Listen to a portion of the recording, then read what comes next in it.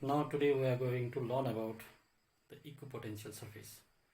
So what do you mean by equipotential surface? Equipotential surface भनेको के हो? So equipotential surface. Equipotential surface. Now first we will write the definition. Any surface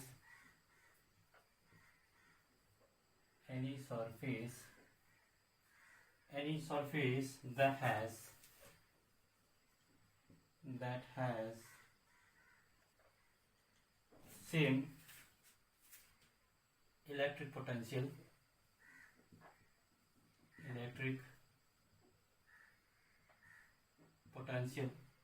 at every point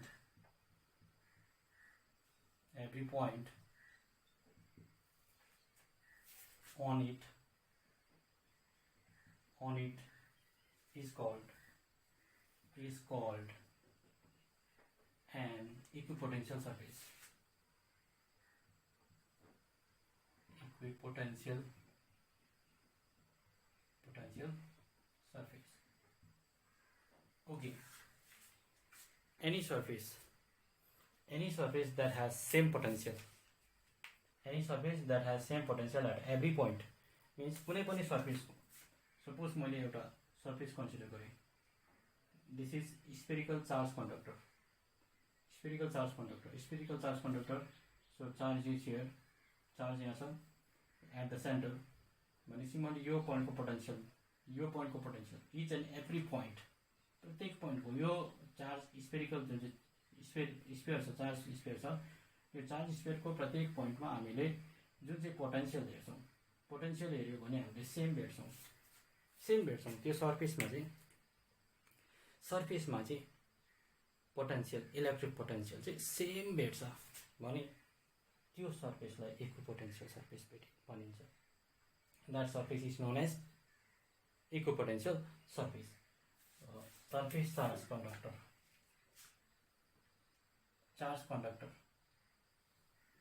conductor. Okay. Equipotential surface. The surface of a charge conductor. The surface of a charge conductor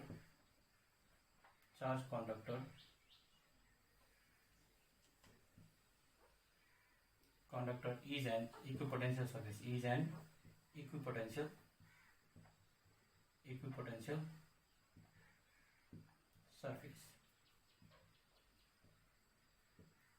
र यो जुन चाहिँ charge कन्डक्टरको जुन चाहिँ surface छ यसलाई चाहिँ equipotential surface भन्छ.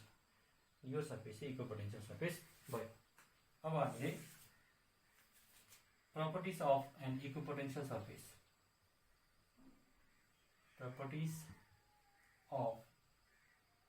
Equipotential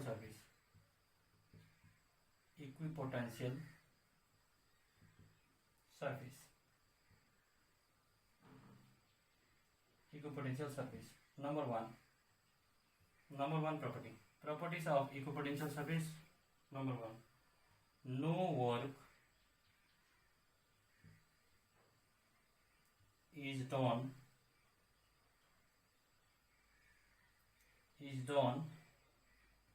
in moving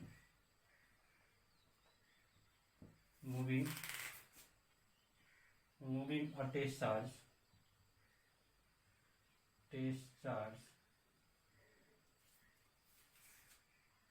over an equipotential surface.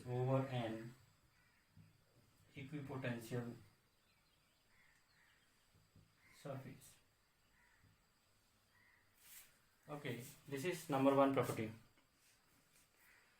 Equipotential surface भित्र चाहिँ हामीले टेस्ट चार्जलाई मुभ गर्यो भने there is no work is done in moving a test charge over an equipotential surface. Okay, यसलाई हामीले प्रुभ गरेर हेरौँ. We can prove also. Let, this is property number one. Let A and B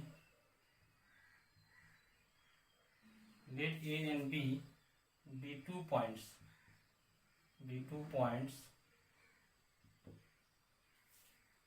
over an equipotential surface,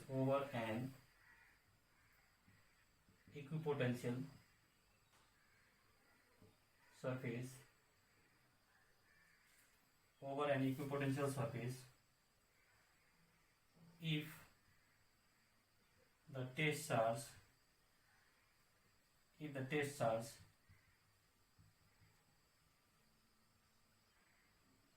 Q naught is moved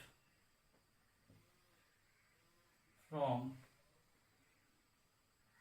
A to B, then work done will be WAB, charge moved from A to B. Work done to move a test charge from A to B is charge into potential. So this is Q naught VB minus VA. VB minus VA. So VB minus VA is 0 because VB minus VA is 0 means equipotential surface भनेपछि equal potential छ, ए को potential जति छ be को potential पनि त्यति नै छ. सो यहाँनिर के हुन्छ त भन्दाखेरि चाहिँ W AB equals to Q not into 0. So this equals to W AB equals to 0 भनेपछि no work is done in moving a test charge over an equipotential surface. यो कुरा भयो. अब यसलाई हामीले फिगर आउट गर्न सकिन्छ. फिगर आउट गरेर हेर्दाखेरि कस्तो हुन्छ त भन्दाखेरि चाहिँ यहाँनिर हेरौँ. Suppose this is an equipotential surface. Equipotential surface. This is an equipotential surface. Now this is point A and this is point B. Here B, here A. Now this is the direction of electric field. ये equipotential surface per. Equipotential surface. Equipotential surface means equipotential surface means throughout the surface the potentials are same. यो प्रत्येक पोइन्टमा यसको potential same छ. Means यो VA यहाँको potential VA हुन्छ अनि यहाँको पोटेन्शियल VB हुन्छ. सो यो potential are same. Both the potential are same. So VA minus VB minus VA. यो दुईटै पोटेन्शियल सेम छ मिन्स सेम पोटेन्शियललाई सबट्र्याक्ट गर्दाखेरि देयर इज 0. सो 0 भइसकेपछि वर्क डन इज 0 भनेपछि यो हाम्रो नम्बर 1 प्रपर्टी भयो. Now go to number 2. Number 2 property.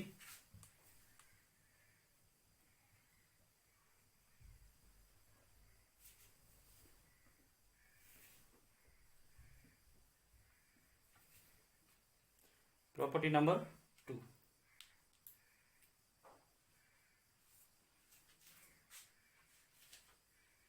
Property number 2. Electric field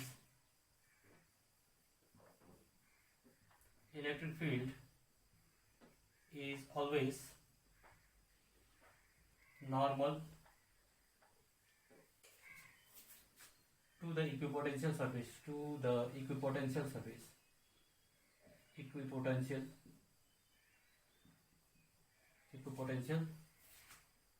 surface to the equipotential surface at every point.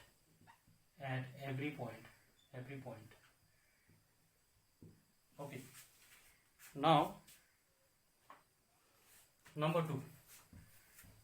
Equipotential surface, electric field in equipotential surface is always normal. Suppose this is a charge and this is a surface. This equipotential surface. यो equipotential surface भयो. Charge एकदम सेन्टरमा छ. र यो जुन चाहिँ निस्किँदैछ यो इलेक्ट्रिक फिल्ड भयो.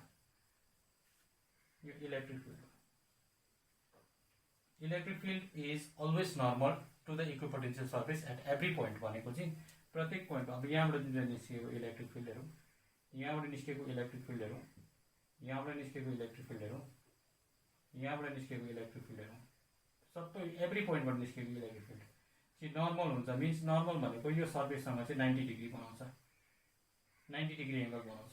normal means perpendicular to the surface. Normal means perpendicular to the surface. 90 degree. यो थियो property number 2. Now property number 3.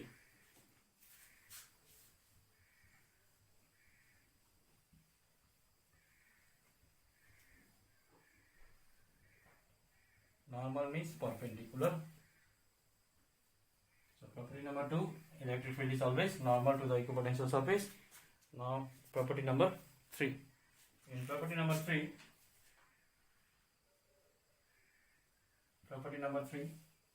equipotential surface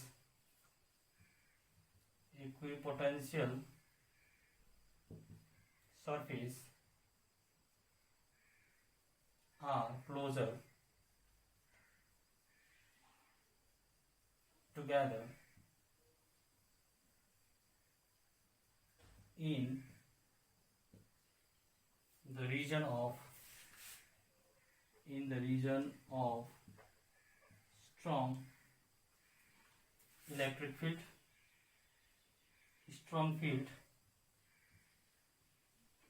and farther apart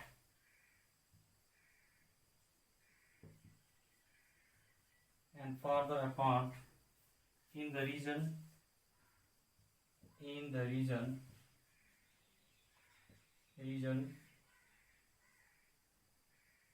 of weak electric field. Okay. अब यसमा के हुन्छ त भन्दाखेरि चाहिँ electric equipotential surface are closer together in the region जहाँनिर चाहिँ स्ट्रङ इलेक्ट्रिक फिल्ड छ. स्ट्रङ इलेक्ट्रिक फिल्ड भएको जग्गामा चाहिँ suppose this is a charge अनि यो एउटा इक्विपोटेन्शियल सर्फेस भयो. जहाँनिर चाहिँ इलेक्ट्रिक फिल्ड स्ट्रङ छ, इलेक्ट्रिक फिल्ड स्ट्रङ भएको जग्गामा चाहिँ नजिक हुन्छ इक्विपोटेन्शियल सर्फेस, नजिक हुन्छ. त्यहाँबाट अलिक टाढा हुँदै जान्छ, अझै टाढा हुन्छ. किन भन्दा चाहिँ इलेक्ट्रिक फिल्ड इन्टेन्सिटी बढ्दै जान्छ, अझै टाढा भयो. यस्तो हुँदै अझै टाढा जान्छ. यसरी जति इलेक्ट्रिक फिल्ड इन्टेन्सिटी घट्दै जान्छ इक्विपोटेन्शियल सर्फेसको जुन चाहिँ डिस्टेन्स पनि घट्दै जान्छ. जहाँनिर चाहिँ स्ट्रङ इलेक्ट्रिक फिल्ड छ त्यहाँनिर चाहिँ इक्विपोटेन्शियल सर्फेस के हुन्छ, क्लोज हुन्छ. जहाँनिर चाहिँ विक इलेक्ट्रिक फिल्ड छ त्यहाँनिर चाहिँ फर्दर अपार्ट, टाढा हुँदै जान्छ इक्विपोटेन्शियल सर्फेस. र यहाँनिर हामीले एउटा रिलेसन हामीले अगाडि गरेको थियौँ, relation between electric field and electric minus E equals to minus dV/dr. Decreasing potential is along the direction of electric field भनेर हामीले जुन चाहिँ कुरा गरेको थियौँ. सो यहाँनिर चाहिँ हामीले dr, अब dr क्यालकुलेट गऱ्यो भने के हुन्छ त भन्दा चाहिँ माइनस dV/E हुन्छ. यहाँनिर माइनस dV/E. अब हामीले के देख्यौँ त भन्दाखेरि चाहिँ डिस्टेन्स बढ्दै गयो भने, dr इन्क्रिज हुँदै गयो भने त्यतिखेर चाहिँ इलेक्ट्रिक फिल्ड इन्टेन्सिटी चाहिँ घट्दै जान्छ. इलेक्ट्रिक फिल्ड इन्टेन्सिटी dr यो रिलेसनबाट हामी हेर्न सकिन्छ from this relation. So distance बढ्दै गयो भने इलेक्ट्रिक फिल्ड इन्टेन्सिटी अथवा इलेक्ट्रिक फिल्ड डिस्टेन्स चाहिँ इन्भर्सली रिलेटेड हुन्छ इलेक्ट्रिक फिल्ड इन्टेन्सिटीसँग. डिस्टेन्स बढ्दै गयो भने इलेक्ट्रिक फिल्ड इन्टेन्सिटी घट्दै जान्छ र डिस्टेन्स घट्दै आयो भने इलेक्ट्रिक फिल्ड इन्टेन्सिटी बढ्दै जान्छ. भनेपछि यो हिसाबले हाम्रो इक्विपोटेन्शियल सर्फेस हुन्छ. अब नियर एकदम स्ट्रङ इलेक्ट्रिक फिल्ड छ भने डिस्टेन्स कम्ती भयो, स्ट्रङ इलेक्ट्रिक फिल्ड छ भने डिस्टेन्स कम्ती, त्यहाँनिर चाहिँ इक्विपोटेन्शियल सर्फेस क्लोज हुन्छ. अनि डिस्टेन्स इलेक्ट्रिक फिल्ड इन्टेन्सिटी कम्ती भयो भने त्यतिखेर डिस्टेन्स बेसी हुन्छ. डिस्टेन्स बेसी भएपछि चाहिँ त्यतिखेर इक्विपोटेन्शियल सर्फेस के हुन्छ, अपार्ट हुन्छ, अलिक टाढो हुन्छ equipotential surface. Now last point, property number 4.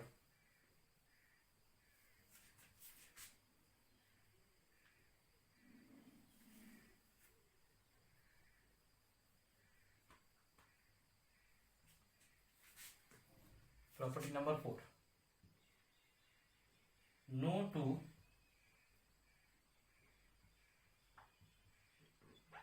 two equipotential surface can intersect each other. No two equipotential surface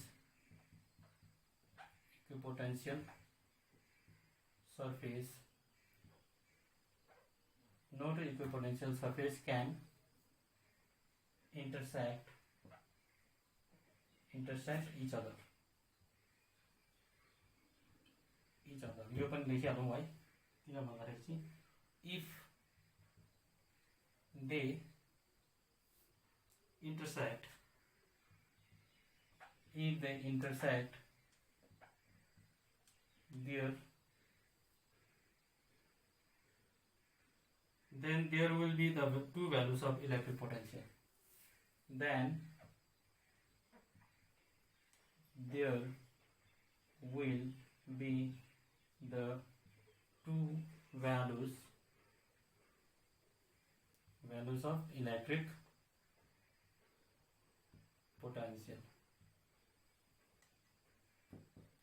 potential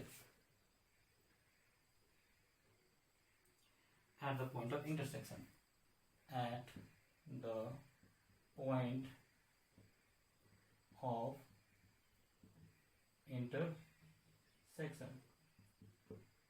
intersection which is impossible